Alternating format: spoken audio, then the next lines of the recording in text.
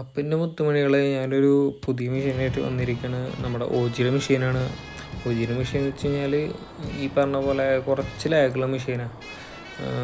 നമ്മൾ മറ്റേ dancing car ചെയ്ത പോലെ തന്നെ കുറച്ച് സീനുള്ള മെഷീനാണ്. അപ്പോൾ നമ്മൾ ആ ഒരു മെഷീൻ കുറച്ചൊന്ന് സ്കിപ്പ് ചെയ്യാണ്,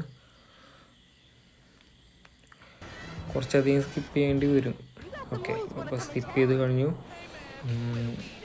അപ്പോൾ നമുക്ക് കിട്ടിയിരിക്കുന്ന ടാസ്ക് എന്ന് പറഞ്ഞാൽ ഈ വാന് നമ്മൾ സ്റ്റീൽ ചെയ്ത് നമ്മുടെ ഗാരേജിൽ കൊണ്ടുപോകണം. അതായത് സീസറിൻ്റെ ഗാരേജിൽ കൊണ്ടുപോകണം എന്നുള്ളൊരു ടാസ്ക്കാണ് നമുക്ക് തന്നേക്കണേ. അപ്പോൾ നമ്മൾ ആ വണ്ടിയിൽ കയറുന്നു. വണ്ടിയിൽ കയറിയിട്ട് നേരെ നമ്മളെ വണ്ടിയിൽ കയറിയ ആളെ അടിച്ചിട്ടിട്ട് നമ്മൾ നേരെ പോവുകയാണ്. അപ്പോൾ നമ്മളെ ഫോളോ ചെയ്യാൻ കുറച്ച് ആൾക്കാരുണ്ടാവും. അപ്പോൾ അവരെ സർവൈവ് ചെയ്തിട്ട് വേണം നമ്മൾ പോകാൻ. അപ്പോൾ ചിലപ്പോൾ അവർ പറയുമെന്ന് കഴിഞ്ഞാൽ നമ്മൾ അതിനെ ഡിഫെൻഡ് ചെയ്തിട്ട് നമുക്ക് പോകണം. നമുക്ക് വേണ്ടത് നല്ലൊരു വഴിയാണ്. വേണ്ട, നമ്മളെ അടിക്കാൻ വേണ്ടി വരുന്ന ടീംസാണ് പറഞ്ഞ ആ ഒരു ഗ്രൂപ്പിലത്തെ പിള്ളേർ. അപ്പോൾ നമ്മൾ മെയിനായിട്ട് നല്ല രീതിയിൽ ഡ്രൈവ് ചെയ്തിട്ട് നമുക്ക് നമ്മുടെ ഡെസ്റ്റിനേഷനിലെത്തണം. അപ്പോൾ അതാണ് നമ്മുടെ ഒരു ടാസ്ക് എന്ന് പറയുന്നത്.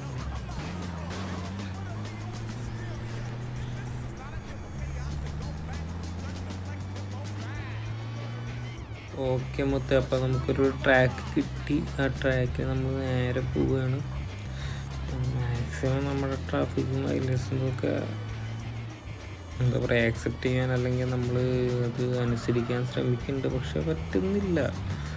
സെനാൾട്ടസിൽ ഒരിക്കലും നമുക്ക് ട്രാഫിക്കും കാര്യങ്ങളൊന്നും അനുസരിക്കാൻ പറ്റില്ല. നമുക്കതൊക്കെ GTA 6 എങ്ങനെയാണെന്ന് പറയുന്നുണ്ട്, റൂമറാണ്, നമുക്കറിയില്ല.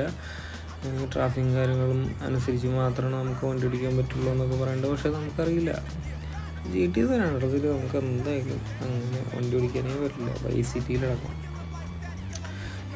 ഗൈസ്, അപ്പം എന്തായാലും നമ്മളൊരു Vice Cityയുടെ ഈ പറഞ്ഞ പോലെ ഒരു സ്റ്റോറി മോഡ് മലയാളത്തിലിടുന്നുണ്ട്.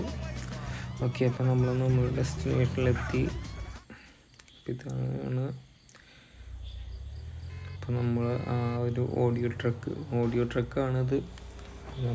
നമ്മുടെ സീസറിൻ്റെ ഗാരേജിലിട്ടുണ്ട്. അപ്പോൾ എന്തായാലും ഈ എപ്പിസോഡ് വൈൻഡപ്പ് ചെയ്യണം. അപ്പോൾ അടുത്തൊരു എപ്പിസോഡുമായിട്ട് കാണുന്നവരെ ബൈ.